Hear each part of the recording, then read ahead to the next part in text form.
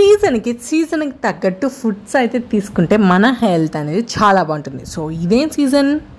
Summer season అంటే మామిడికాయ అంటే సమ్మర్ సీజన్. సో ఈ సమ్మర్ సీజన్లో చాలామంది ఆవకాయ పెట్టే ఉంటారు. బట్ ఆవకాయకి తోడుగా సేమ్ ఈక్వల్ టేస్ట్ వచ్చే ఈ పచ్చడి గురించి మీరు తెలుసుకోండి ఈ వీడియోలో. సో అస్సలకి మనం రుబ్బురోలు యూజ్ చేయకుండా, అలానే మిక్సీ జార్ యూజ్ చేయకుండా ఈ పచ్చడి అనేది మనకు ప్రిపేర్ అయిపోతుంది. ముందుగా అయితే రా మ్యాంగోస్ తీసుకోండి. రా మ్యాంగోస్ అంటే మరీ పచ్చిగా ఉండకూడదు, అలానే మరీ ఎక్కువ పండిపోయి ఉండకూడదు. సో ఇలా ఉండాలన్నమాట. ఈ మామిడికాయ చూస్తున్నారు కదా, ఇదేంటో మీరే గెస్ చేసి కామెంట్ సెక్షన్లో అయితే కామెంట్ చేయండి.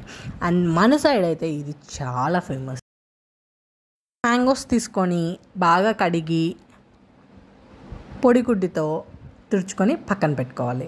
బాగా ఆరిన తర్వాత తోలు తీసేసి ఇలా తురుముకోవాలి. ఇలా తురుముకున్నప్పుడు మనకు మిక్సీ జార్ అండ్ రోలు యూస్ చేసే ఛాన్సే ఉండదు, అలా అయిపోతుంది. ఆ తర్వాత స్టవ్ ఆన్ చేసేసి ప్యాన్ పెట్టుకొని ఇందులో అయితే మెంతులు కరెక్ట్గా 3 టేబుల్ స్పూన్ వరకు వేయండి. జస్ట్ ఒక 3 మ్యాంగోస్కి. ఇవి దోరగా ఏగినంత వరకు వేయించుకోవాలి. దోరగా ఏగిన తర్వాత ఇప్పుడు మళ్ళీ 3 టేబుల్ స్పూన్ ఆవాలు అయితే వేసుకోవాలి. బిగ్ సైజ్ మ్యాంగోస్కి ఇవన్నమాట కొలతలు.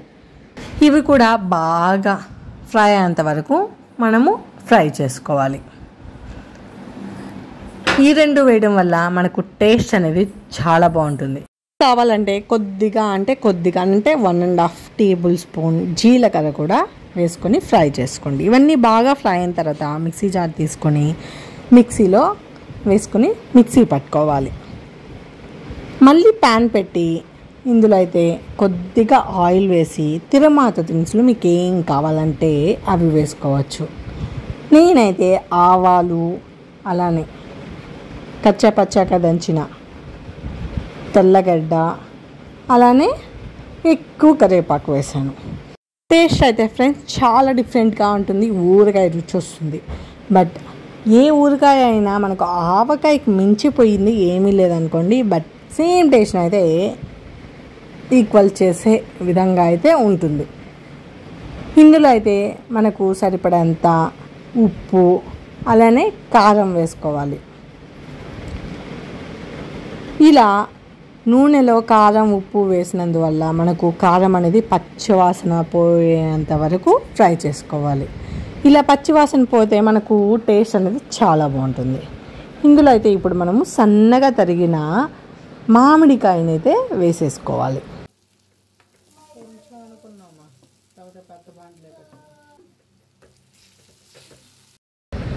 ఇప్పుడు బాగా కలయిదిప్పుకోండి. అంటే ఉప్పు, కారం, ఇంకా మామిడికాయ తురుము బాగా కలిసేంత వరకు ఇలా కలదిప్పుకోవాలి. ఇదైతే మనము మీడియం ఫ్లేమ్లో అయితే ఉంచుకొని ఇలా తిప్పుకుంటూ కొద్దిసేపు ఉడకనివ్వాలి. ఇలా ఉడికినందువల్ల మనకు టేస్ట్ అనేది పులుపు, కారం అనేది బాగా మిక్స్ అవుతుంది.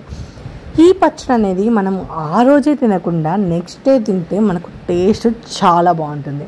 ఏదైనా ఊరితే కదండి టేస్ట్ అనేది బాగా వచ్చేది.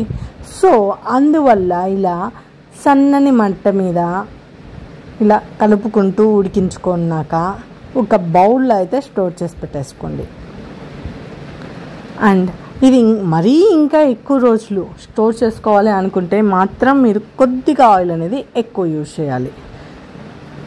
ఇలా బాగా ఉడికిన తర్వాత లాస్ట్ అండ్ ఫైనల్గా ఆపేస్తాం అనే ఒక 2 మినిట్స్ ముందు అయితే మనము మిక్సీ పట్టుకున్నాం కదా, ఆ పొడిని అయితే వేసుకోవాలి. ఇలా వేసుకున్నాక జస్ట్ ఒక 2 మినిట్స్ అయితే మీడియం ఫ్లేమ్లో ఉంచేసుకొని ఫ్రై చేసుకొని పక్కన పెట్టేసుకోవాలి. స్మెల్ అయితే ఫ్రెండ్స్ చాలా బాగా వస్తుంది. ఈ మిశ్రమం అంతా బాగా చల్లారిన తర్వాత ఒక బౌల్ తీసుకొని లేదా ఒక బాక్స్ తీసుకొని అందులో స్టోర్ చేసుకోవాలి.